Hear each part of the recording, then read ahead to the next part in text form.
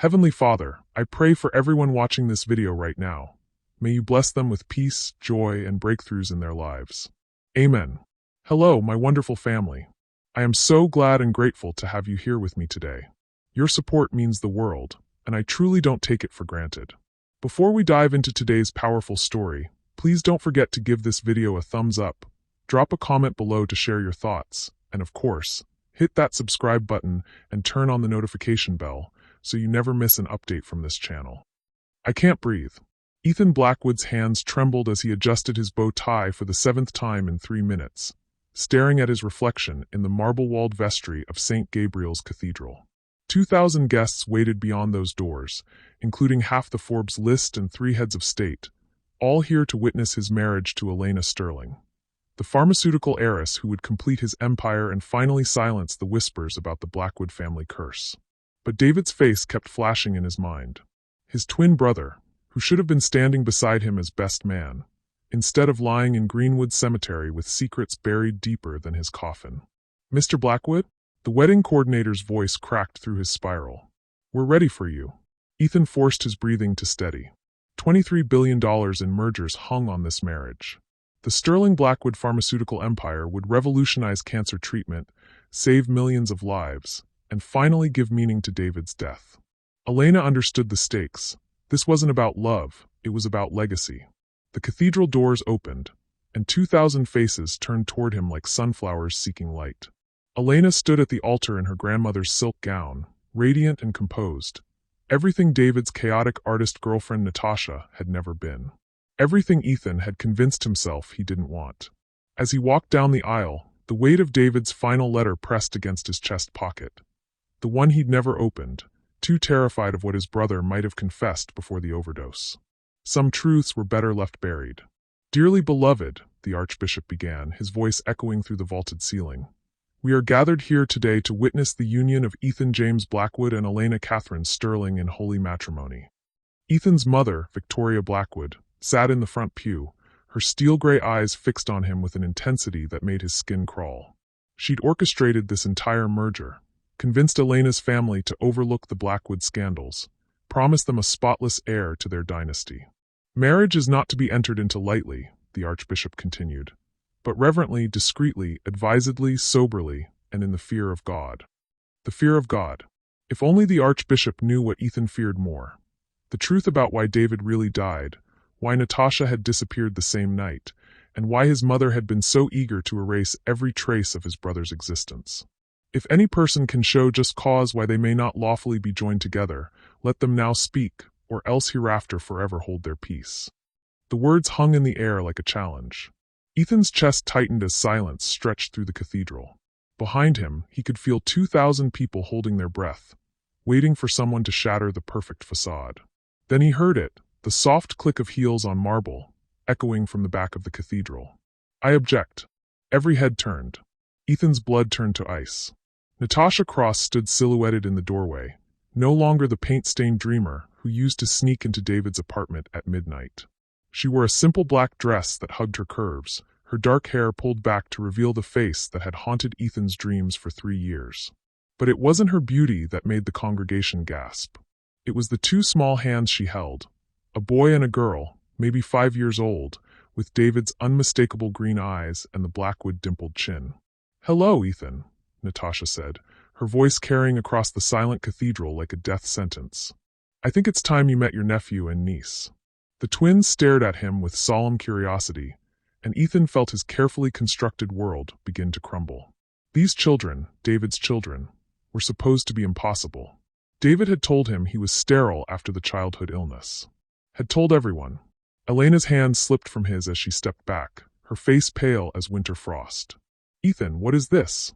But Ethan couldn't speak, couldn't breathe, couldn't think beyond the crushing realization that David had lied about everything. The twins were living proof that his brother had been capable of the one thing Ethan had never been able to do: create a legacy that mattered more than money. I'm sorry to interrupt such a beautiful ceremony, Natasha continued, walking slowly down the aisle as cameras flashed and guests whispered like a gathering storm. But these children deserve to know their uncle, especially since their father can't introduce them himself. Victoria rose from her seat, her face a mask of fury and something else, something that looked almost like relief? Security. Elena's father shouted, but Natasha raised her free hand. Please, Mr. Sterling. I'm not here to cause trouble. I'm here because of a promise I made to David before he died. A promise to tell the truth on this exact day, at this exact moment. Her eyes found Ethan's across the cathedral. A promise to finally give these children what's rightfully theirs. The boy, who couldn't be more than 5 but carried himself with David's quiet confidence, tugged on Natasha's dress. Mama, is that really Uncle Ethan? The one from Papa's pictures? Uncle Ethan. The words hit him like physical blows. David had told his children about him, had kept photos, had somehow planned for this moment even in death. Yes, sweetheart, Natasha whispered, her voice breaking slightly. That's your Uncle Ethan. Ethan's legs nearly gave out as the full weight of betrayal crashed over him. Not just David's betrayal in hiding these children, but his own, in believing his brother's lies, in never questioning why David had suddenly become so secretive in his final months, in choosing Elena's sterile perfection over the messy possibility of truth. But as he stared into those tiny faces, David's face, their father's face, one terrible question blazed through his mind. If David had lied about being sterile, what other lies had he told? And why did their mother look like she was walking toward an execution rather than a reunion? Welcome to a story that will challenge everything you believe about family, loyalty, and the price of perfection.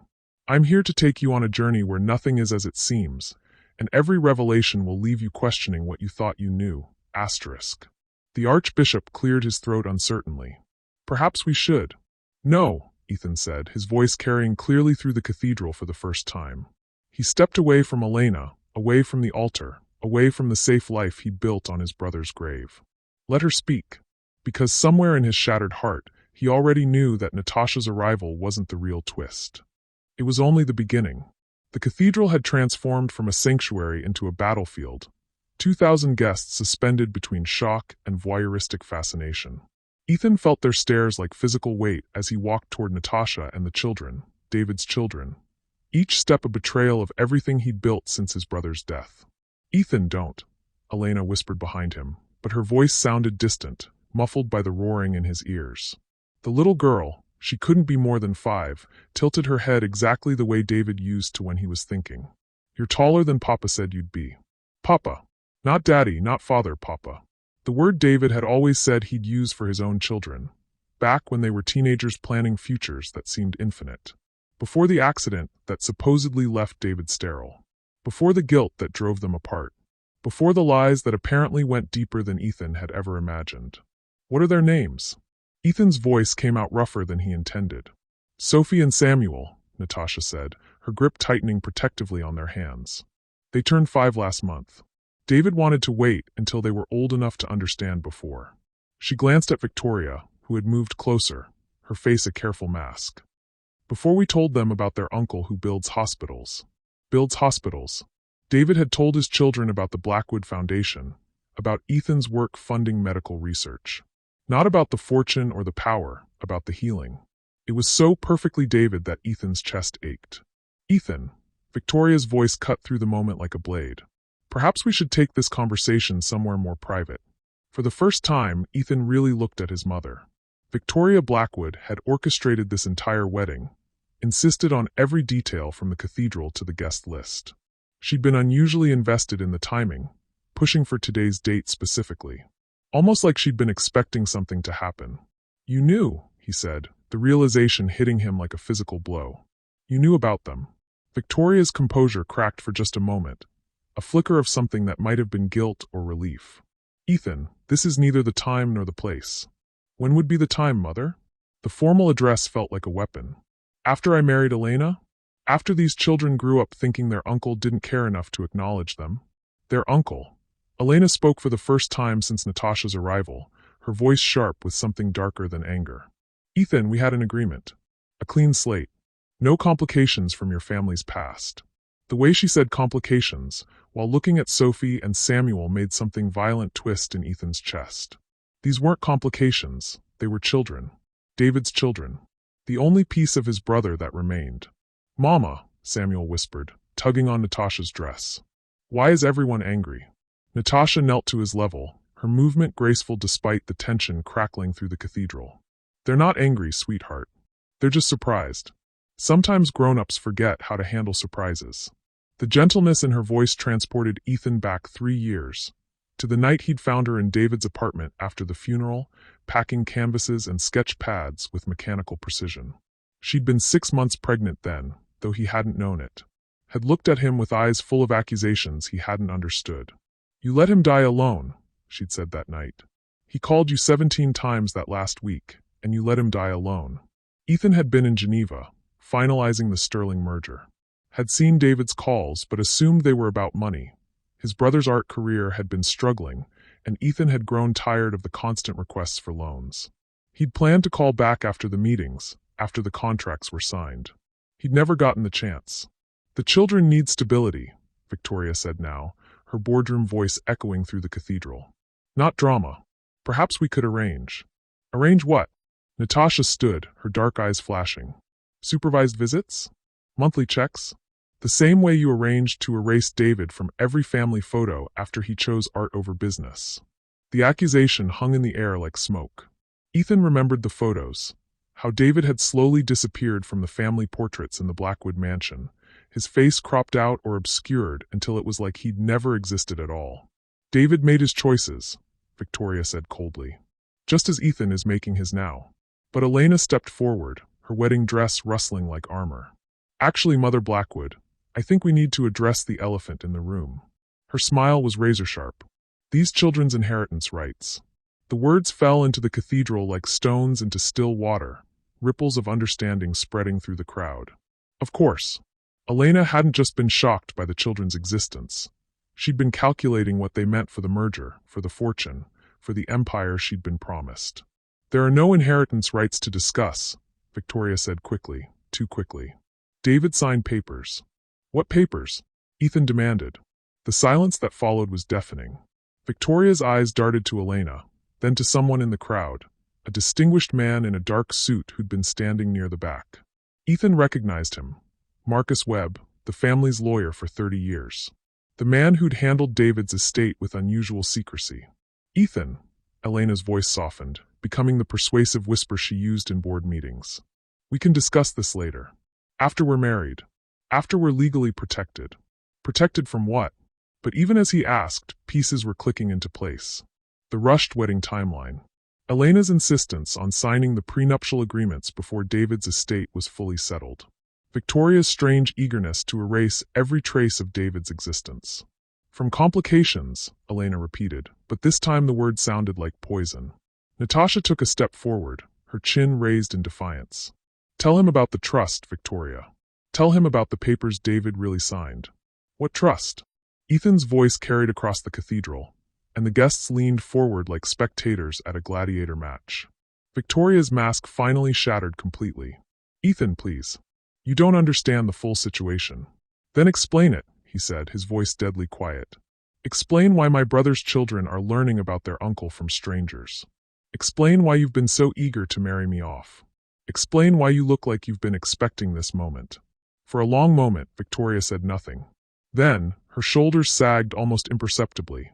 The first sign of weakness Ethan had ever seen from the woman who'd built an empire from her deceased husband's modest pharmaceutical company. "David didn't die from an overdose," she whispered. The words hit the cathedral like a bomb. Gasps echoed from the pews, cameras flashed, and Ethan felt the ground shift beneath his feet. "What?" His voice barely qualified as sound. "He was sick, Ethan. Had been for months. The same rare genetic condition that took your father."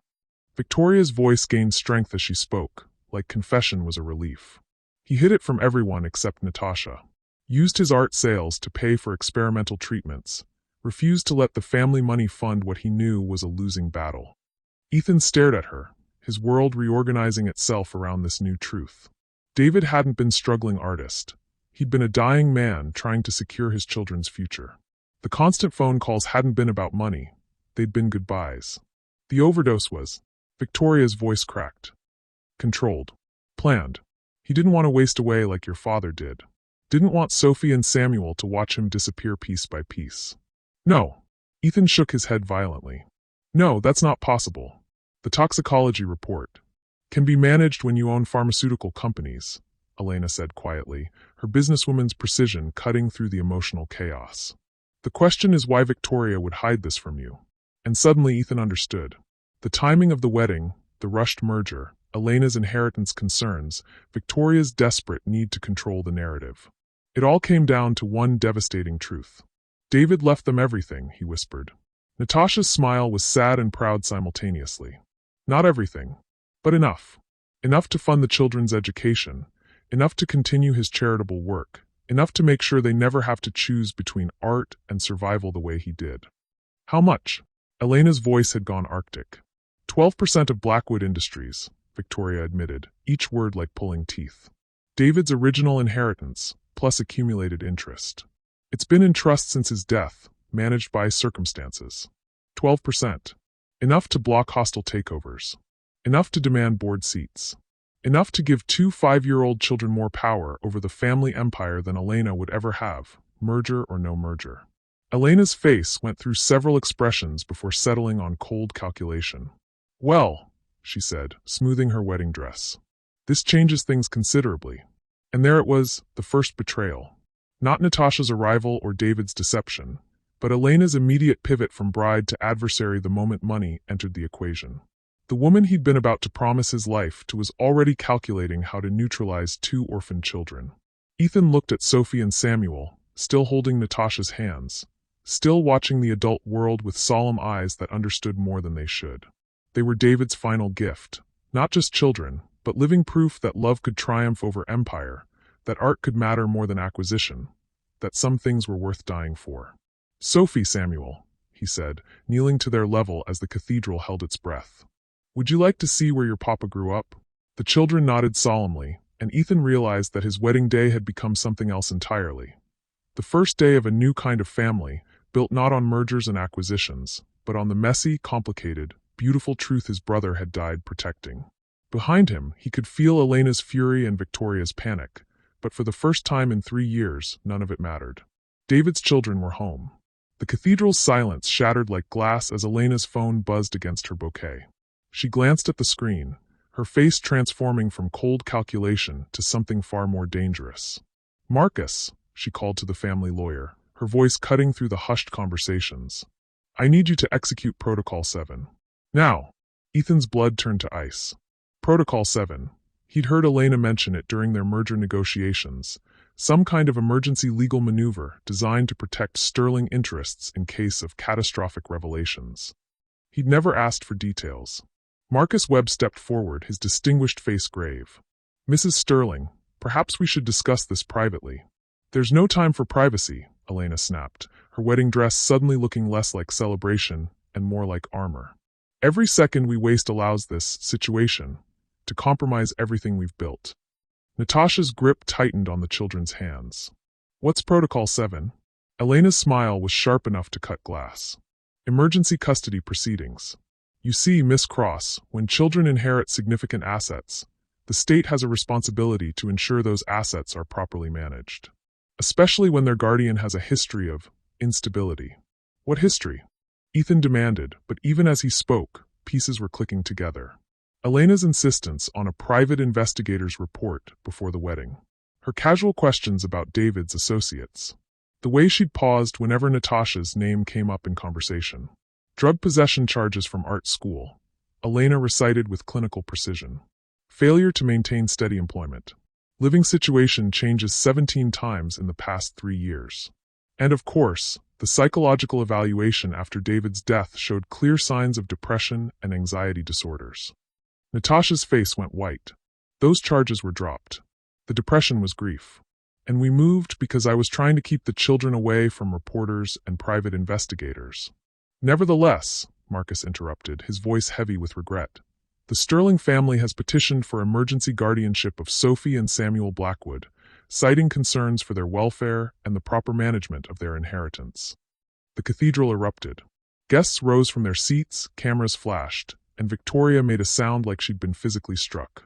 But Ethan only had eyes for the children, who pressed closer to Natasha with the instinctive fear of prey sensing predators. You can't do this, he said, his voice deadly quiet. Actually, I can, Elena replied, smoothing her wedding dress with hands that didn't shake. The petition was filed yesterday, pending today's ceremony. I'd hoped it wouldn't be necessary, but...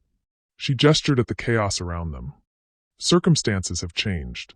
Yesterday, before Natasha had arrived, before the children had been revealed, Elena had already been planning to take them, which meant she'd known about Sophie and Samuel all along.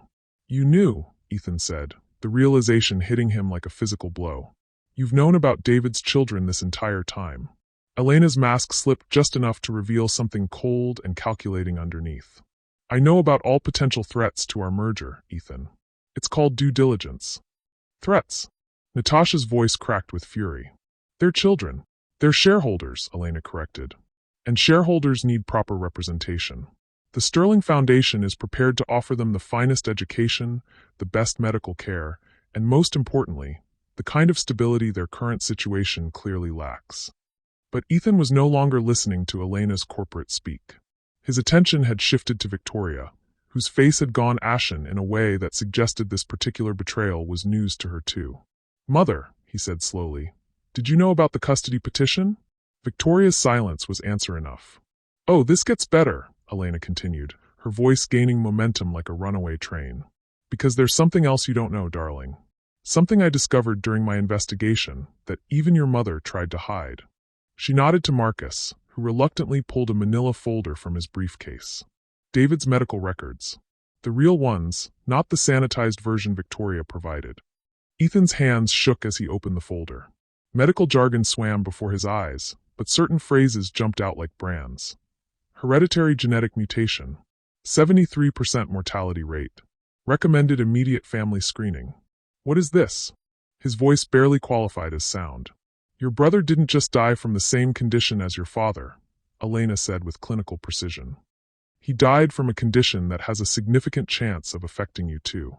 The Sterling board insisted on genetic testing before finalizing our merger. I received the results this morning. The cathedral spun around Ethan as the implications crashed over him. Elena hadn't just been protecting her financial interests. She'd been protecting herself from a husband who might be genetically predisposed to early death. The test results, he whispered. Elena's smile was radiant and terrible. Negative. You're perfectly healthy, darling. Which makes you an even more valuable asset. But those children. She glanced at Sophie and Samuel with something that might have been pity. Well, let's just say the Sterling Foundation has extensive experience with genetic counseling and long-term care. The words hit Natasha like physical blows.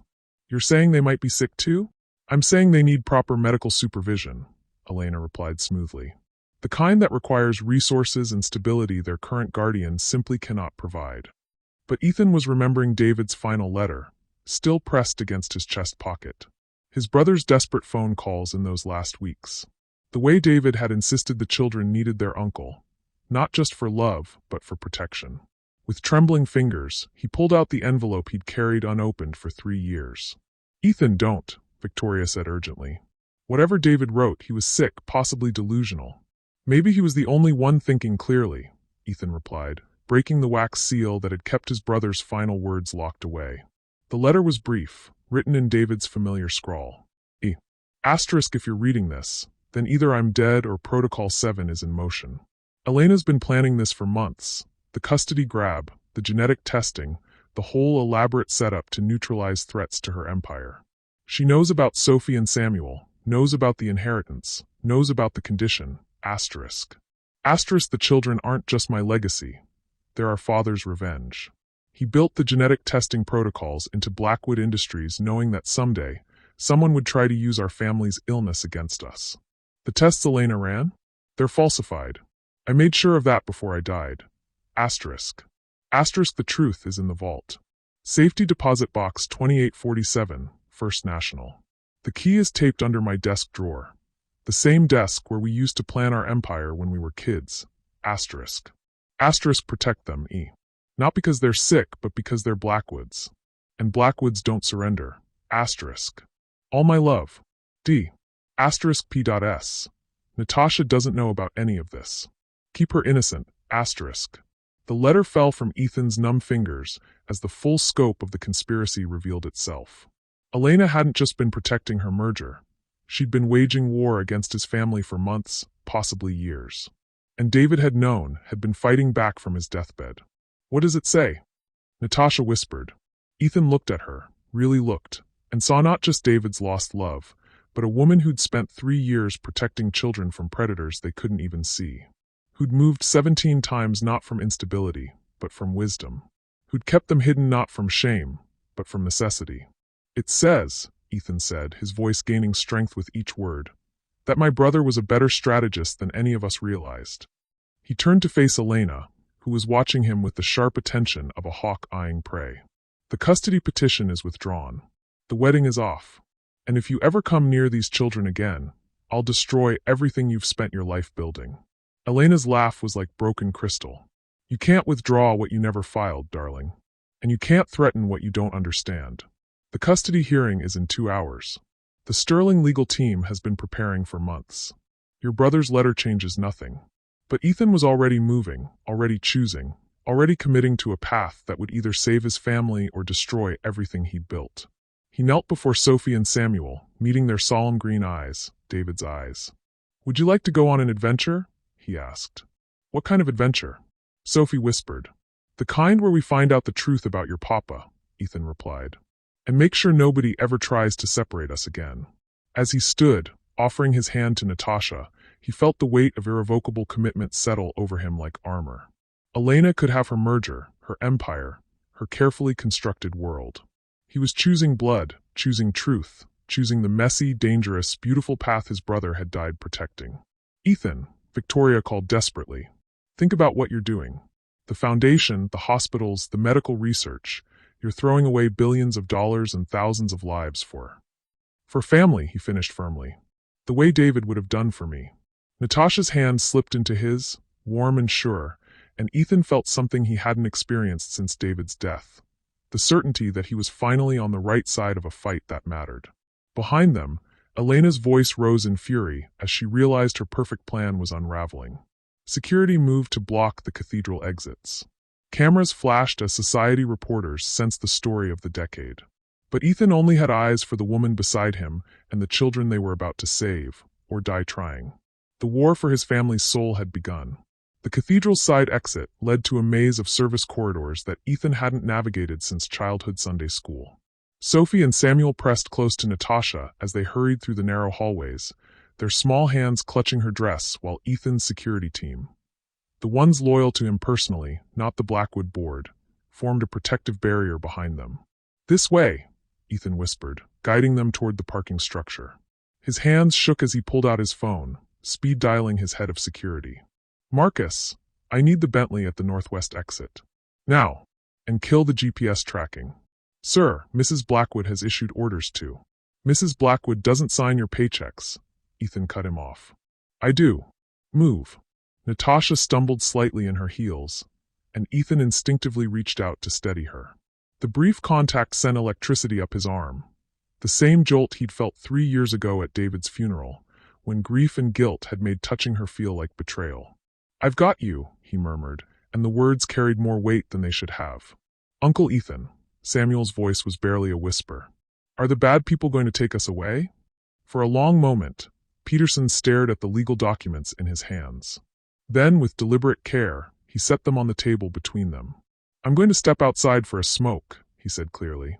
Bank policy requires me to lock the vault when unattended, but it takes exactly 3 minutes for the time delay system to engage. He met Ethan's eyes meaningfully. 3 minutes. As Peterson disappeared, Ethan's hands flew through David's files, photographing everything with his phone while Natasha helped Sophie and Samuel understand why they needed to be very quiet and very still. But even as he captured evidence of Elena's conspiracy, a terrible realization was settling over him. They had proof of her deception, but proving it would take time they didn't have. The custody hearing was in 45 minutes. Elena's security team had them surrounded, and the children were growing more frightened by the moment. Ethan, Natasha said softly, her hand touching his arm. We need to get them out of here. He looked at her, really looked, and saw not just fear in her dark eyes, but absolute trust. She was counting on him to save David's children, the same way David had counted on him 3 years too late. There's a service exit through the basement, he said, his mind already racing ahead. It connects to the subway tunnels. We can reach my private garage, get the kids somewhere safe while we fight this legally. And Elena? Ethan's smile was sharp enough to cut glass. Elena's about to learn that Blackwoods don't surrender. But even as they gathered the children and moved toward the basement exit, Ethan couldn't shake the feeling that they were still playing Elena's game. She was too smart, too prepared, too confident for this to be anything other than another layer of her trap. The question was, what was she really after?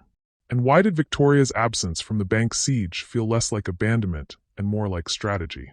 The subway tunnels beneath downtown reeked of decades-old exhaust and human desperation.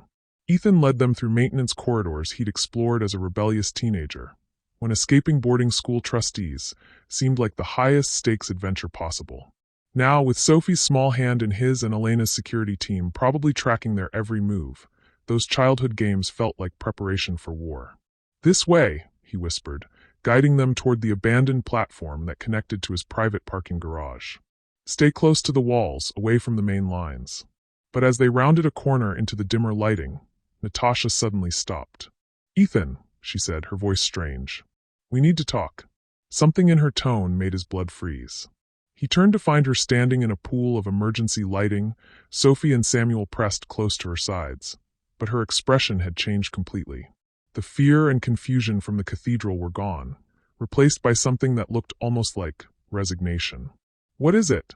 he asked, though dread was already spreading through his chest like poison. "I'm sorry," she whispered. "I'm so sorry." Before he could ask what she meant, footsteps echoed through the tunnel behind them. Not the heavy boots of Elena's security team, but the measured click of expensive heels on concrete. Victoria Blackwood emerged from the shadows like a queen surveying her kingdom. "Hello, Ethan," his mother said, her voice carrying perfectly in the tunnel's acoustics. "I was wondering when you'd bring them here." Ethan instinctively stepped between Victoria and the children, his mind racing. "How did you know about the tunnel?" Victoria's smile was sad and terrible. "Darling, I've owned that bank for 15 years. Every entrance, every exit, every secret passage your father used during his less legal business ventures. Did you really think you could hide from me in my own maze?" The words hit him like physical blows, but it was the expression on Natasha's face that made his world crumble. She wasn't surprised by Victoria's appearance. She wasn't afraid. She was apologetic. "You knew," he said, the realization hitting him like a sledgehammer. "You knew she'd be here." Natasha's eyes filled with tears, but she didn't deny it. "Ethan, please understand." "Understand what?" His voice cracked with betrayal. "That this entire day has been a setup? That David's children are just pawns in whatever game you and my mother are playing." "Not pawns," Victoria said firmly, stepping closer. "Never pawns. Everything I've done has been to protect this family, including these children." "By stealing them? By having Elena file false custody claims?" Victoria's laugh was bitter. "Elena? Oh, my dear boy. Elena was never the threat. Elena was the distraction." The tunnel seemed to tilt around Ethan as understanding crashed over him in waves. "You've been playing us against each other. Elena's custody petition, the genetic testing, the wedding. All theater," Victoria confirmed. "Elaborate, expensive theater designed to flush out the real threat to our family." "What threat?" Ethan demanded. "What are you talking about?" Instead of answering, Victoria pulled out a tablet and swiped through several screens.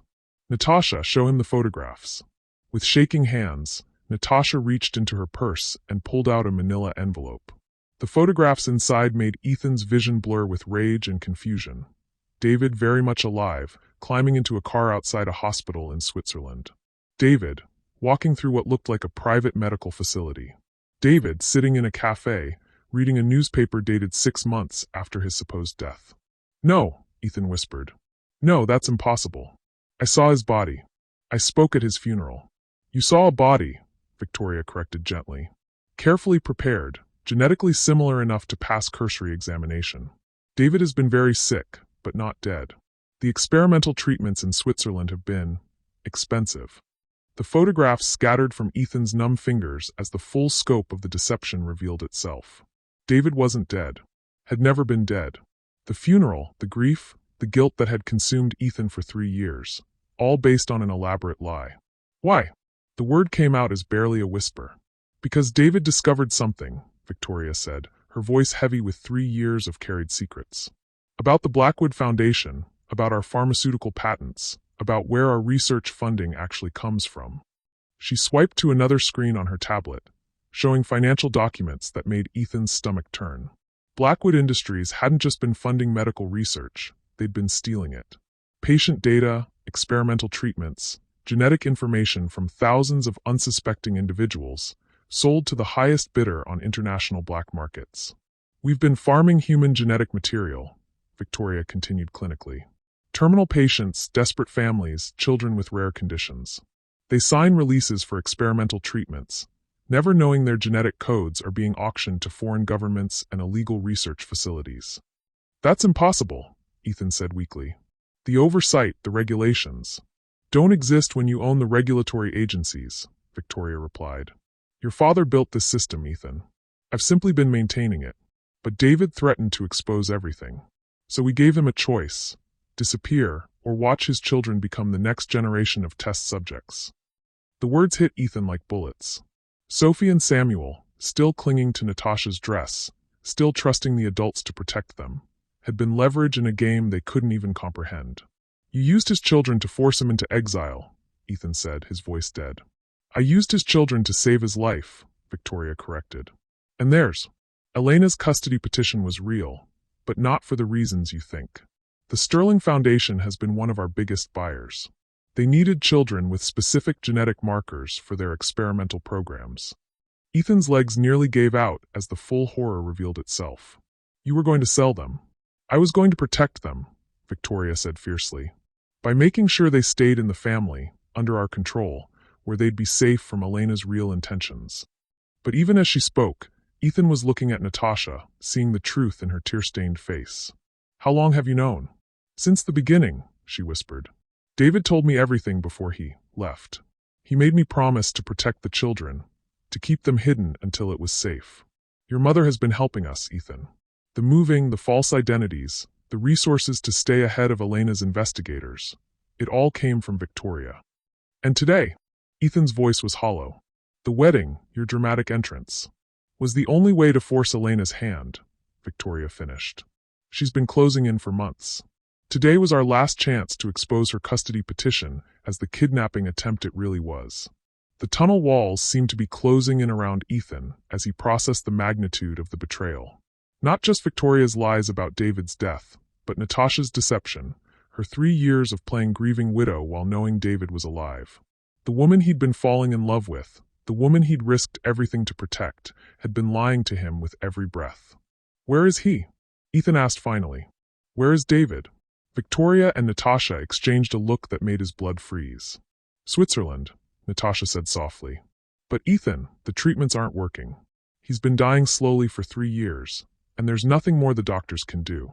He has maybe 6 months left. And he doesn't want to see me, Ethan said, the final piece of his devastation falling into place. After everything I've done, everything I've failed to do, he doesn't want to see me. That's not true, Natasha said urgently. He talks about you constantly. He's been planning this entire operation to protect you as much as the children. If you'd known he was alive, you'd have tried to help, and that would have made you a target too. But Ethan was beyond comfort, beyond reason. The woman he'd trusted with his heart had been lying to him for years. His mother had let him live in agony over his brother's death while David suffered alone in exile. His entire life had been built on deceptions layered so deep he couldn't see the bottom. Sophie, Samuel, he said quietly, kneeling to the children's level. I need you to understand something. I'm not really your uncle. Ethan, don't, Natasha warned. I'm not, he continued, his voice breaking. I'm the man who failed your father when he needed me most. I'm the man who chose business over family, who let pride destroy the most important relationship in my life. I'm not the hero of this story. I'm the reason it had to happen at all. The children stared at him with David's eyes, solemn and wise beyond their years. Then Sophie stepped forward and placed her small hand on his cheek. Papa says uncles don't have to be perfect, she said softly. They just have to love us. The simple words shattered what remained of Ethan's composure. 3 years of guilt, 3 years of grief, 3 years of believing he'd failed the most important person in his world. And here were David's children, offering forgiveness he didn't deserve. But forgiveness couldn't change the facts. David was dying alone. Natasha had betrayed his trust. Victoria had manipulated him like a chess piece. And somewhere above them, Elena was probably already moving to the next phase of her plan, whatever that might be. What happens now? he asked, his voice hollow. Victoria's expression softened slightly. Now you choose, Ethan. You can walk away, return to your life, your merger, your empire. The children will be safe with Natasha and me. David will die knowing you're protected from this mess. Or you help us finish what David started. Expose Elena, destroy the trafficking network, save the thousands of people being exploited by our family's crimes. Victoria's eyes were steel and sorrow. But understand, there's no going back. Once you commit to this path, everything you've built, everything you've worked for will be gone. Ethan looked at Sophie and Samuel, at Natasha's tear-stained face, at his mother's mask of painful honesty. He thought about David, alone in some Swiss clinic, dying slowly while trying to save children he'd never see grow up. The choice should have been obvious. But as footsteps echoed through the tunnel behind them, Elena's security team, finally tracking them down, Ethan realized the hardest truth of all. He still didn't know who to trust. And time had just run out. The footsteps in the tunnel multiplied. Not just Elena's security team, but what sounded like an army converging from multiple directions. Ethan's phone lit up with emergency alerts as the full scope of Elena's trap revealed itself. She's locked down the entire financial district, he said, reading the messages with growing horror. Every exit, every street, every building. She's declared it a medical emergency, some kind of contamination protocol. Victoria's face went ashen. She's using Sterling Foundation authority to quarantine the area. No one gets in or out without her permission. Through the tunnel's ventilation grates, they could hear the distinctive whine of helicopters circling overhead. Elena hadn't just tracked them down. She'd turned downtown into a prison with herself as warden. "Mama," Samuel whispered, pressing closer to Natasha. "I'm scared." "I know, baby," Natasha murmured, but her voice cracked with fear. "I know." Ethan's tactical mind was racing through escape scenarios, but every option led to catastrophe. The subway tunnels were compromised. The street level was locked down. Even his private helicopter was grounded under Elena's emergency protocols. They were trapped underground with 2 terrified children and enough evidence to destroy Elena's empire, if they could ever reach a courtroom alive. "There has to be another way out," he said desperately. "There is," Victoria replied quietly. "But you won't like it." Before she could explain, Ethan's phone rang. Elena's name flashed on the screen like a death sentence. "Answer it," Victoria urged. "But put it on speaker. She'll want to gloat, and we need to hear what she's really planning." Ethan's finger hovered over the accept button. Once he answered, there would be no more pretending this was about custody disputes or family inheritance. This was war, and Elena held all the advantages. "Hello, darling." Elena's voice poured through the phone like poisoned honey. "Enjoying your little underground adventure?" "What do you want, Elena?" "What I've always wanted. What this entire elaborate courtship has been building toward." Her laugh was sharp enough to cut glass. "I want the Blackwood genetic database." The words hit the tunnel like a bomb. Ethan stared at Victoria, whose face had gone white with understanding. "The what?" he asked, though ice was already forming in his veins. "Don't play innocent, darling. 3 generations of genetic data, medical records, experimental results from thousands of patients. Your family's little trafficking operation has created the most comprehensive genetic library in human history. And I need it." Victoria stepped closer to the phone, her voice deadly quiet. "Elena, what you're suggesting." "What I'm demanding," Elena corrected. "You see, Victoria, the Sterling Foundation isn't just buying your research. We're expanding it. Globally. The genetic markers we've identified could revolutionize everything from organ harvesting to biological weapons.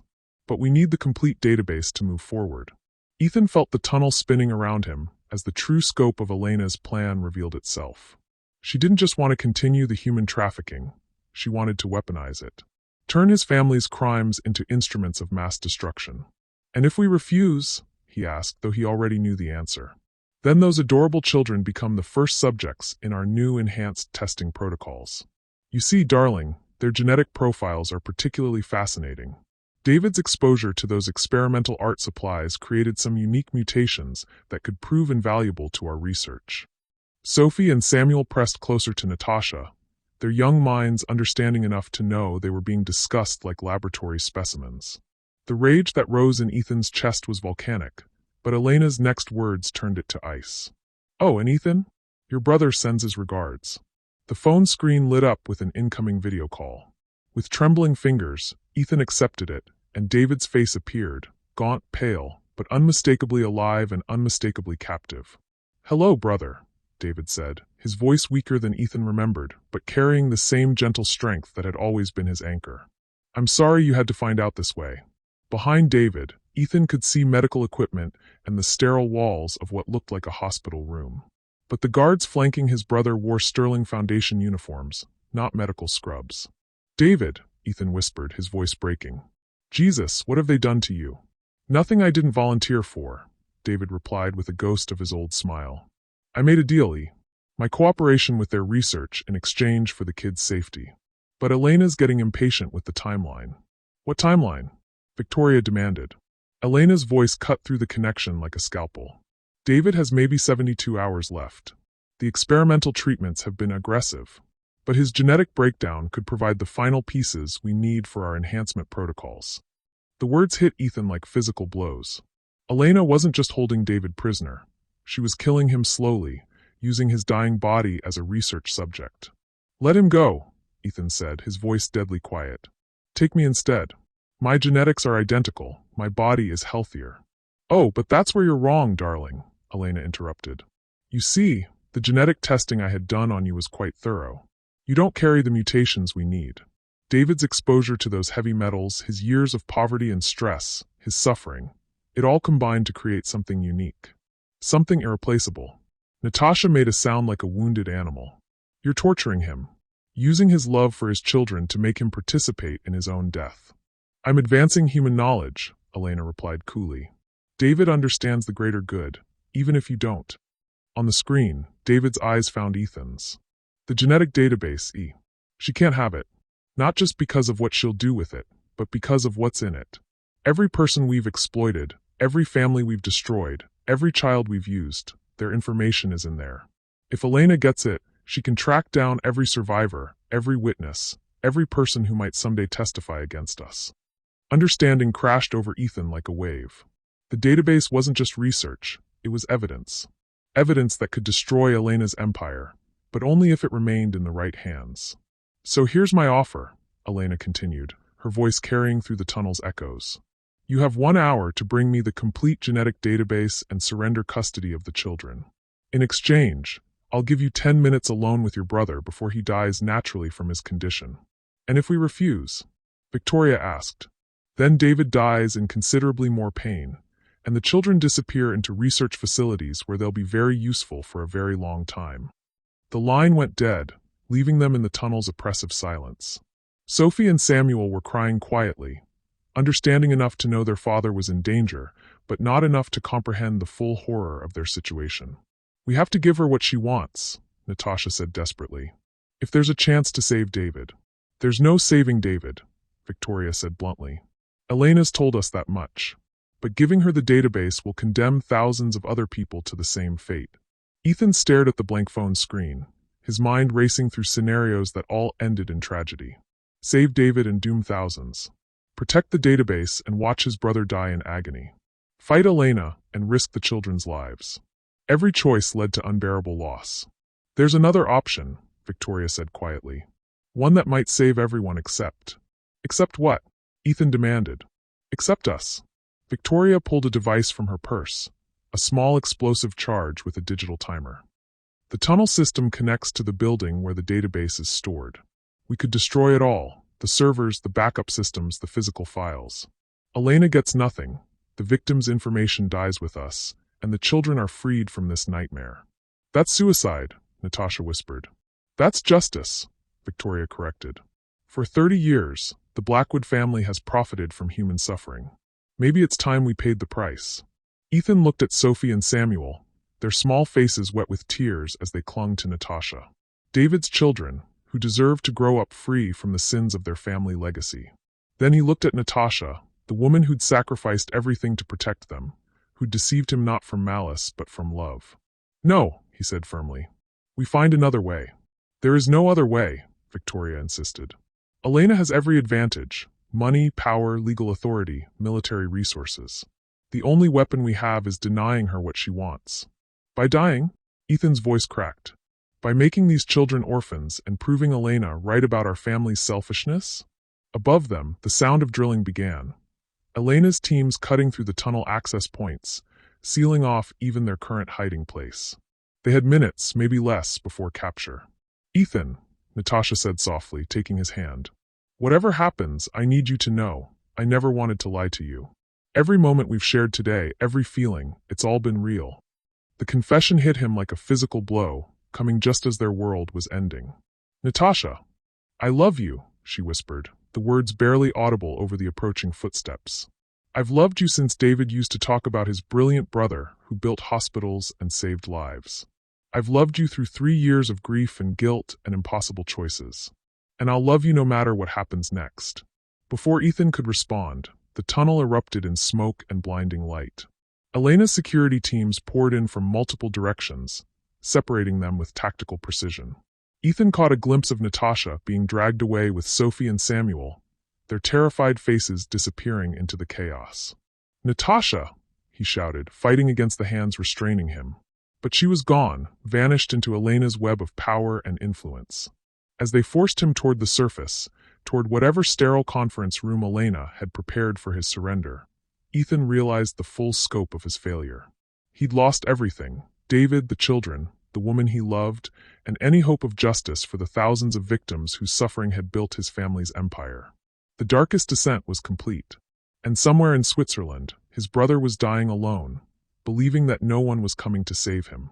The Sterling Foundation's Emergency Command Center occupied the top 3 floors of downtown's Meridian Tower, transformed overnight into a fortress of screens, satellite feeds, and military-grade surveillance equipment. Elena had moved with the efficiency of someone who'd been planning this operation for years, not hours. Ethan was escorted into what had been the building's executive conference room, now stripped bare except for a single chair facing a wall of monitors. On the screens, he could see every angle of Elena's operation: Natasha and the children in a sterile holding room, David connected to medical equipment in what looked like a mobile laboratory, and feeds from locations around the globe showing other Sterling Foundation facilities. "Impressive, isn't it?" Elena emerged from the shadows, no longer wearing her wedding dress, but dressed in surgical scrubs that made her look like a general preparing for war. 3 years of planning, 17 different contingency scenarios, and it all comes down to this moment. Ethan forced his voice to remain steady. "What do you want?" "I want you to choose," Elena replied, activating more screens. "Choice 1. Give me the genetic database, and David dies peacefully in his sleep within the hour. Natasha and the children disappear into new identities, comfortable but permanently separated from you. You return to your empire, marry someone more suitable, and pretend none of this ever happened." New feeds appeared showing luxury safe houses in various countries, gilded cages where Elena could keep Natasha and the children under permanent surveillance. "Choice 2, Elena continued, refused to cooperate, and David dies slowly while contributing every moment of his agony to our research. The children become permanent subjects in our genetic enhancement program, and Natasha, well, she has her own unique value as breeding stock for our next generation of test subjects." The clinical way Elena discussed breeding human beings like livestock made Ethan's vision go red with rage. But Elena wasn't finished. "Choice 3, she said, bringing up a final screen showing Victoria in another holding room. "Your mother has offered herself as substitute collateral. Apparently, she carries some genetic markers we find interesting. We could take her instead of the children, let David die naturally, and you could build your little family with Natasha. All it costs is dear Victoria's remaining years as our research subject." Ethan stared at the screen showing his mother, seeing her clearly for perhaps the first time in his adult life. Victoria Blackwood, the iron matriarch who'd built an empire from her husband's modest pharmaceutical company, who'd sacrificed everything for family power and influence, was now offering to sacrifice herself to protect David's children. "She contacted us an hour ago," Elena continued. "Offered a full confession to the genetic trafficking, complete cooperation with our research, and her own body for experimental purposes. All to buy freedom for 2 children she's known for less than a day." "Why would she do that?" Ethan asked, though something deep in his chest already knew the answer. "Because she finally understands what you've been too blind to see," Elena said with cruel satisfaction. "That some things matter more than power. That love isn't a transaction to be managed, but a force willing to destroy itself for others' happiness." On the screen, Victoria looked directly into the camera as if she could see him. Her lips moved silently, forming words that hit Ethan like a physical blow. Choose love. Of course, Elena continued conversationally. There is a fourth option. One I haven't mentioned because it requires something I'm not sure you possess. What? Elena smiled with predatory satisfaction. Courage. The screens changed again, showing architectural plans Ethan recognized. The Blackwood Industries headquarters, specifically the sub-basement levels where the genetic database was stored. But these weren't standard building schematics. They showed the structural weak points, the load-bearing supports, the exact placement needed to bring down the entire building. Your mother isn't the only one who came to me with interesting proposals, Elena said. Your head of security, Marcus, has been quite helpful. It seems the Blackwood building has some fascinating vulnerabilities. Ethan's blood turned to ice. Marcus is working for you. Marcus is working for justice, Elena corrected. He lost his own daughter to one of your family's research programs 5 years ago. Little girl with a rare genetic condition, promised experimental treatment that would save her life. Instead, she became subject 847, B in a hormone enhancement study that killed her in 6 weeks. The betrayal hit Ethan like a sledgehammer. Marcus had been with the family for over a decade, had been the one person Ethan thought he could trust completely. But Elena was already moving to her next revelation. Subject 847, B, age 7, died screaming for her father while your researchers recorded every moment of her genetic breakdown. Would you like to see the footage? Stop, Ethan whispered. Marcus has spent 5 years gathering evidence, 5 years planning revenge, 5 years waiting for the perfect moment to destroy everything your family built on children's graves. Elena's voice carried the satisfaction of someone whose chess pieces were finally converging. The explosion he's prepared will not only destroy the genetic database, it will bring down the entire Blackwood Tower, along with everyone inside. On the screens, Ethan could see Marcus moving through the building's lower levels, placing charges with the precision of a man who'd studied every structural detail for years. The building that bore his family's name, the symbol of their empire, was being turned into a tomb. The beautiful irony, Elena continued, is that everyone you're trying to save is currently in that building. David's being held in the medical facility on the 42nd floor. Your mother is in the executive boardroom on the 55th. And Natasha and the children. She paused for maximum impact. They're in David's old office on the 37th floor, the room where he used to paint before your family convinced him his art was worthless. The screens showed all of them, David barely conscious but alive, Victoria sitting with the dignity of someone who'd made peace with death, Natasha holding Sophie and Samuel while trying to shield them from their fear. All of them trapped in a building that Marcus was systematically rigging to collapse. You have 18 minutes, Elena said, checking her watch with clinical precision. Enough time to reach one location in the building, maybe 2 if you're very fast and very lucky. But not enough time to save everyone. Ethan stared at the screens, his mind racing through scenarios that all ended in tragedy. Save David and lose the children. Save the children and lose Victoria. Try to save them all and watch everyone die in the collapse. Why? He asked desperately. Why not just take the database and leave them alive? Because dead martyrs inspire fewer questions than living witnesses, Elena replied matter-of-factly. Your family's crimes die with your family. The Sterling Foundation emerges as the heroic organization that tried to save genetic trafficking victims, but tragically arrived too late. And I get to rebuild the research program from scratch, with better security and fewer inconvenient consciences. For the first time since childhood, Ethan felt completely powerless. Elena had outmaneuvered him at every turn, had anticipated every move, had turned even his allies against him. She was going to win, and the people he loved were going to die because of his family's sins. But as he stared at the screens showing David's children, his nephew and niece, carrying their father's gentle strength and stubborn hope, something shifted inside him. The fear that had paralyzed him for 3 years, the guilt that had driven every decision since David's supposed death, suddenly seemed less important than the love burning in his chest. You made one mistake, he said quietly. Elena raised an eyebrow. Oh, you assumed I'd choose like a businessman. Ethan stood, feeling strength flow through him that had nothing to do with power or wealth or strategic advantage. You assumed I'd calculate costs and benefits, weigh odds and minimize losses. And you won't. Elena's voice carried the first hint of uncertainty. No, Ethan said, walking toward the door with steady steps. I'm going to choose like a Blackwood. The exits are sealed, Elena called after him. The building is surrounded. You'll never reach them in time. Maybe not, Ethan replied, not turning around. But I'm going to die trying. And that's something you'll never understand. The difference between power and love, between winning and being worthy of the people who believe in you. As he reached the door, Elena's voice stopped him one final time. If you leave now, if you try this ridiculous rescue attempt, David dies knowing you chose strangers over family. Natasha dies knowing you couldn't save her children. They all die believing you failed them. Ethan turned back, meeting Elena's cold eyes with a peace he hadn't felt in years. Then they'll die knowing I love them enough to try, he said. That's more than your victims ever got from our family.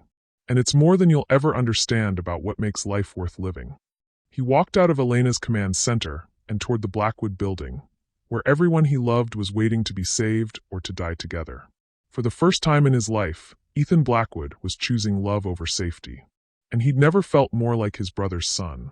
The Blackwood Industries tower rose into the night sky like a monument to 3 generations of accumulated sin. Ethan approached the building through streets empty of everything except Elena's security teams, his heart hammering against his ribs with each step. 18 minutes had become 14. 14 minutes to reach the 37th floor, the 42nd floor, and the 55th floor. 14 minutes to save 4 people spread across 18 floors of a building rigged to collapse. It was impossible. But as he reached the main entrance, something made him stop. A figure stepped out of the shadows beside the building's facade. Marcus, his head of security, the man who'd spent 5 years planning revenge for his daughter's death. Mr. Blackwood, Marcus said quietly, you shouldn't be here. Neither should you, Ethan replied, studying the man who'd betrayed him. Unless you're here to gloat about finally getting your revenge. Marcus's laugh was bitter. Revenge? Son, you don't understand what's really happening here. Before Ethan could respond, Marcus pulled out a communication device that crackled to life with familiar voices. David's voice, stronger than it had been on Elena's video call. Victoria's voice, sharp with intelligence rather than resignation. And underneath it all, the sound of keyboards clicking and systems activating. Marcus to base, came David's voice. Phoenix is in position. Confirm all packages are secure. All packages secure, Victoria responded. Initiating final sequence in T-10 minutes. Ethan stared at Marcus, understanding crashing over him like a tidal wave. They're not prisoners. No, sir, they're not. Marcus smiled for the first time in the 3 years Ethan had known him. They're the command team for the largest counterintelligence operation in Sterling Foundation history. The communication device crackled again, and this time it was Natasha's voice. Digital infiltration complete. Elena's entire network is compromised. We have access to every Sterling facility, every research program, every victim database they've compiled. David's not dying, Ethan whispered. Oh, he was dying, Marcus corrected. The genetic condition was real, the treatments were real, the timeline was real. But 6 months ago, we found a cure. Marcus pulled up images on his tablet. Medical scans showing healthy tissue where David's illness had been eating him alive. Turns out, the same genetic trafficking network that caused the problem also inadvertently created the solution. One of their victims, a brilliant geneticist they'd kidnapped from Seoul, had developed a treatment using synthesized compounds from other victims' genetic material. Dr. Sarah Kim, Ethan said, remembering the name from some Foundation report. She disappeared 2 years ago. She didn't disappear. She was rescued. By us.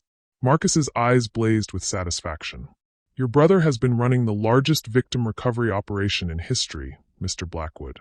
Every person Elena's network thought was dead or missing. They're alive, they're safe, and they've been working together to destroy the entire genetic trafficking industry. The tablet showed photograph after photograph. Dozens of people Ethan recognized from missing persons reports, all very much alive and working with sophisticated equipment in what looked like an underground command center. Where? Ethan asked. Sublevel 9 of this building. The level that doesn't exist on any official blueprints. Marcus started walking toward the entrance. Your grandfather built it during World War II as a bomb shelter. Your father used it to hide the worst of his research. David's been using it to save lives. They entered the building through what looked like a maintenance door, but Marcus's keycard activated a hidden elevator that descended far deeper than Ethan had known was possible. As they dropped through the building's hidden depths, Marcus continued the revelation that was rewriting Ethan's understanding of everything. Elena thinks she's been manipulating your family for 3 years, Marcus said. But David's been manipulating her for 5.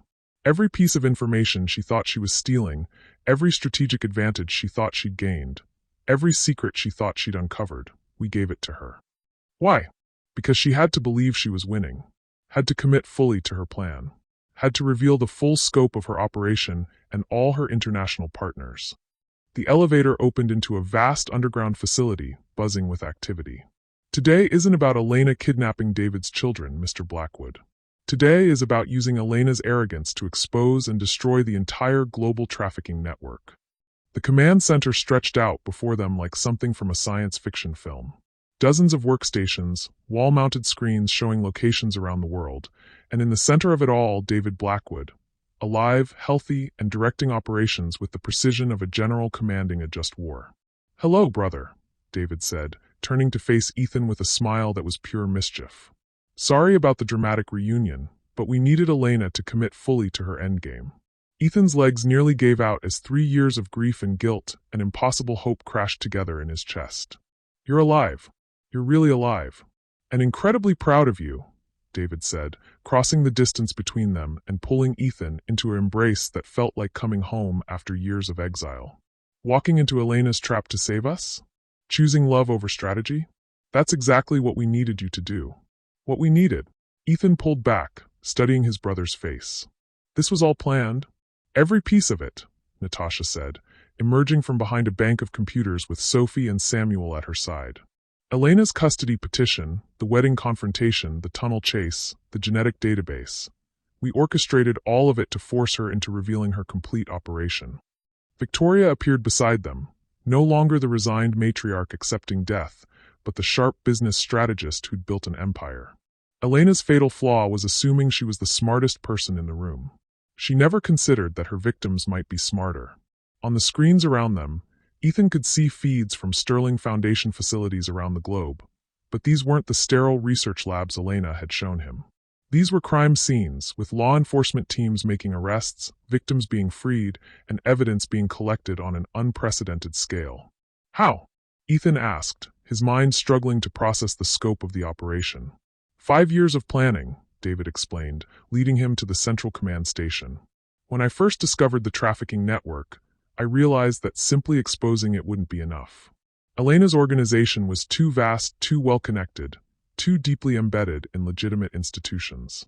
We had to make them believe they were winning while we dismantled them from within." Dr. Sarah Kim approached them, the geneticist who was supposed to be dead but was very much alive and clearly the operation's technical mastermind. "We created a virus specifically designed to attack Sterling Foundation's computer systems. But not just any virus. One that would activate simultaneously across their entire global network, destroying their research while preserving victim data for law enforcement. The genetic database Elena wanted so desperately?" Victoria smiled with predatory satisfaction. "It's been rewritten. Every file she's stolen, every piece of information she thinks gives her power over victims, it's all been replaced with evidence of her crimes." Ethan stared at the screens showing Elena's empire crumbling in real time. "She doesn't know yet." "She's about to," Marcus said, checking his watch. "The virus activates in 30 seconds. Every Sterling facility, every partner organization, every government contact they've corrupted, all of it gets exposed simultaneously." "But what about the building?" Ethan asked urgently. "The explosives you planted, the structural damage." Marcus's smile was answer enough. "The only thing I've been rigging to explode, Mr. Blackwood, is Elena's operation. The building charges are all fake. But Elena's surveillance systems will show a building collapse that never happens." On the main screen, they could see Elena in her command center, watching feeds that showed exactly what she expected to see. The Blackwood building collapsing in a spectacular explosion that would have killed everyone inside. Her expression of cold satisfaction was captured in perfect detail as she believed she'd finally won. "She thinks we're all dead," Natasha said quietly. "Which means she'll drop her guard completely," David added.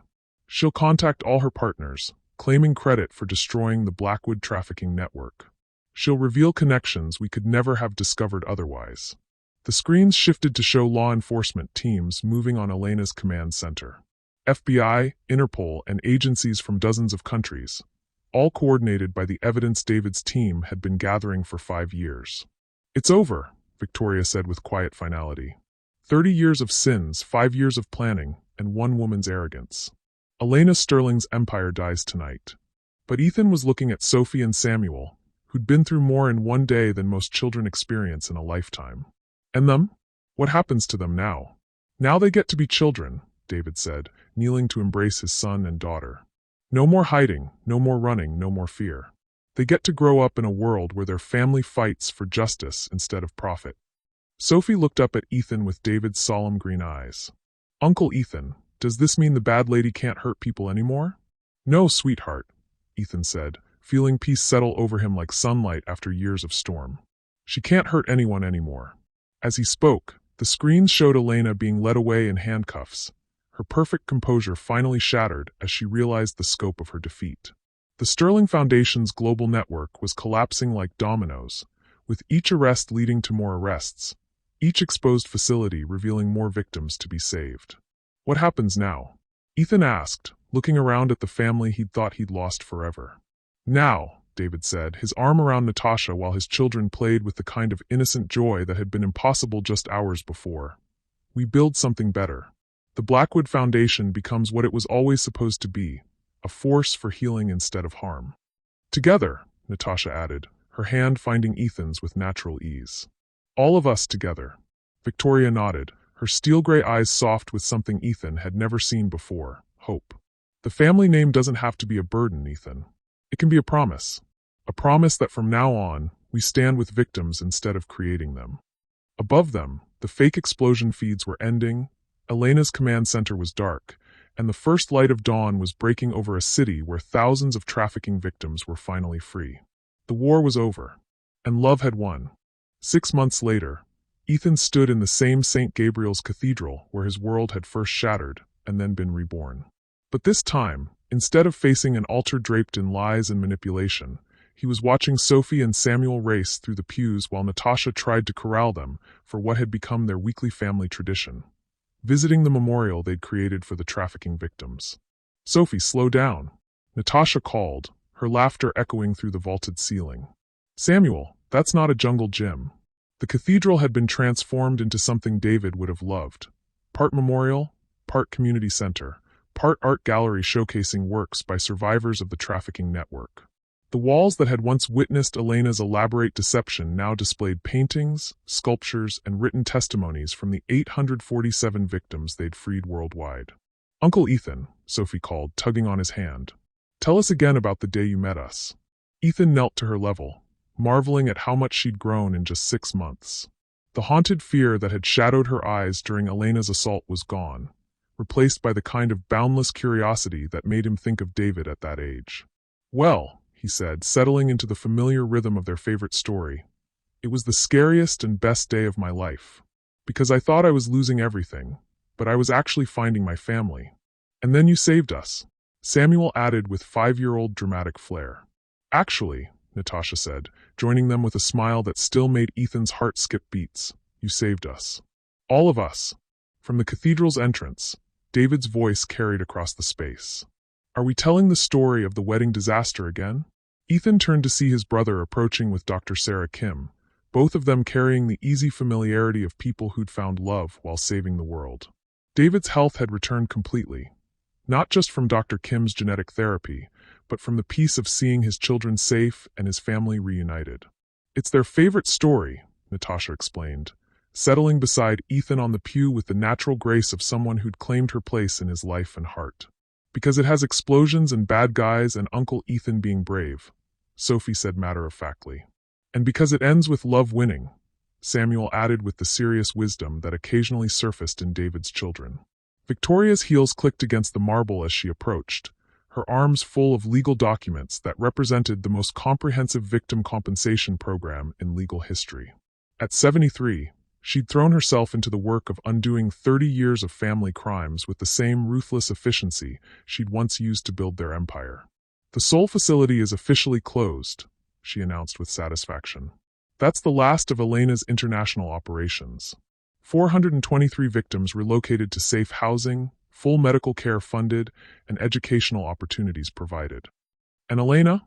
Ethan asked, though he'd been following the trial coverage obsessively. Life sentence without parole, Victoria said with grim satisfaction. Her testimony against her international partners secured convictions in 17 countries. The trafficking network she spent decades building is gone. But even in victory, there was cost. The Blackwood Industries empire had been dismantled, their pharmaceutical patents released to humanitarian organizations, their vast wealth redirected to victim compensation. Ethan's penthouse, his private jets, his life of luxury, all sacrificed to fund the massive operation of healing the damage his family had caused. Any regrets? David asked quietly, settling beside him as their children played with Dr. Kim in the cathedral's nave. Ethan looked around at the memorial walls, at the faces of survivors whose stories they were helping tell, at the family he'd nearly lost to his own blindness. Not one, he said firmly. Even about the money? The empire? The life you gave up? Ethan's eyes found Natasha, who was showing Samuel how to fold origami cranes from recycled memorial programs. I didn't give up my life, David. I finally found it. The simple truth of it still amazed him. 6 months ago, he'd been a billionaire building hospitals to assuage his guilt. Now he was living in David's modest apartment above his art studio, working 60-hour weeks for the Blackwood Victim Recovery Foundation, and falling asleep every night with Natasha's head on his shoulder while Sophie and Samuel dreamed safely in the next room. He'd never been happier. Speaking of finding life, David said with meaningful emphasis, Sarah and I have something to tell everyone. Dr. Kim approached with a smile that radiated joy. We're engaged, she announced, showing off a ring David had clearly made himself. A simple band set with a stone that looked suspiciously like recycled glass from one of his sculptures. The cathedral erupted in celebration as Sophie and Samuel launched themselves at their future stepmother. Victoria smiled with genuine warmth for the first time in years, and Ethan felt his own happiness multiply exponentially. David deserved this, deserved love, deserved peace, deserved a future free from the shadows that had consumed too much of their lives. When?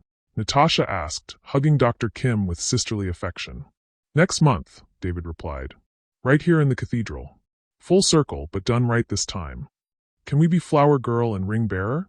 Sophie asked with devastating 5-year-old charm. We wouldn't have it any other way, Dr. Kim replied, kneeling to embrace the children who'd become as much hers as David's over the months of their courtship. As the family celebration continued around them, Ethan found himself studying the memorial wall where Elena's victims had chosen to share their stories. Each photograph, each testimony, each small memorial represented a life that had been stolen, then reclaimed, then rebuilt through the power of people choosing to stand together against evil. Penny for your thoughts, Natasha said, slipping her hand into his. I'm thinking about choices, Ethan replied. About how 6 months ago, I was standing at an altar about to make the biggest mistake of my life, and today we're surrounded by people who chose love over fear, justice over revenge, healing over hatred. Including you, Natasha pointed out softly. Including me, he agreed. Though I had good teachers. She studied his face with the intensity that had first captured his attention 3 years ago at David's fake funeral. Any regrets about Elena? About what she tried to do to us? Ethan considered the question seriously. Elena Sterling was spending the rest of her life in prison, her empire destroyed, her legacy one of cruelty exposed and punished. But he found that he felt no satisfaction in her downfall, only relief that she could never hurt anyone again. I regret that she chose power over humanity, he said finally. I regret that so many people suffered because our family chose the same thing for so long. But I'm grateful that she forced us to choose differently. Even though it cost us everything? Ethan looked around the cathedral at his brother planning his wedding, at Victoria teaching Sophie how to read victim testimonies with appropriate solemnity, at Samuel attempting to teach origami to anyone who would sit still long enough, at Natasha, whose love had saved him from becoming everything he'd once thought he wanted to be. We didn't lose everything, he said, bringing her hand to his lips. We found everything that actually matters. As if summoned by his words, Sophie and Samuel appeared at their sides with the solemn purposefulness that preceded their most important announcements. Uncle Ethan, Sophie said formally, we've decided something. What's that, sweetheart? We want you to adopt us, Samuel declared. Officially. So you're not just our uncle, but our papa too. The words hit Ethan like lightning, joy and terror and overwhelming love crashing through him simultaneously. He looked at David, who was grinning with tears in his eyes. "I'll always be their father," David said quietly. "But they want you to be their dad too. If you're willing." Ethan's voice came out rough with emotion. "Are you sure? Being my kids comes with some pretty big responsibilities." "Like what?" Sophie asked seriously. "Like helping me love Natasha properly," Ethan said, his eyes finding hers. "Like being the best family we can be, together. Like making sure we choose love over everything else, every single day." "We can do that," Samuel said with the confidence of someone who'd already survived the worst the world could offer and found himself surrounded by people willing to fight for his happiness. "Then yes," Ethan said, pulling them both into his arms as Natasha wrapped herself around all of them. "Yes, I would be honored to be your dad." The cathedral filled with the sound of a family being born, not through genetics or marriage contracts or legal documents, but through the simple, revolutionary choice to love each other completely and without reservation. Later, as they walked home through the city streets that had once represented Ethan's empire and now simply represented home, Victoria fell into step beside him. "Your father would be proud," she said quietly. "Of the foundation work? Of the man you've become." Victoria's voice carried 3 years of held emotions. Of choosing family over empire, love over power, justice over profit. Of breaking the cycle that's defined the Blackwood name for generations. Ethan watched Sophie and Samuel skip ahead with Natasha, their laughter echoing off the buildings that had once symbolized his isolation and now framed his joy. "We all chose," he said simply. "All of us chose to be better than we were." "And that," Victoria replied with a smile that transformed her entire face, "is the best legacy any family could leave." As they reached the converted brownstone that now housed both David's art studio and the Blackwood Foundation offices, Ethan paused on the front steps. 6 months ago, he'd been a billionaire with everything money could buy and nothing that actually mattered. Tonight, he was a man with a family, a purpose, and a love that had transformed not just his life, but his understanding of what life could be. The Memorial Cathedral bells rang across the city, marking another day of healing, another day of choosing love over fear, another day of proving that even the deepest wounds could become sources of strength. In the apartment above, Sophie and Samuel were already asleep, safe in the knowledge that they were loved, protected, and valued for who they were rather than what they might inherit. Natasha was reading victim letters by lamplight, her work with trauma counseling providing healing for hundreds of trafficking survivors. David was sketching wedding plans that would celebrate love instead of power. And Ethan Blackwood, who had once believed that empire was everything, fell asleep holding the hand of the woman he loved, surrounded by the family he'd chosen, in the life he'd built from the ashes of his old world. The Blackwood name would live on, not as a symbol of exploitation, but as a promise that redemption was always possible for those brave enough to choose love over legacy.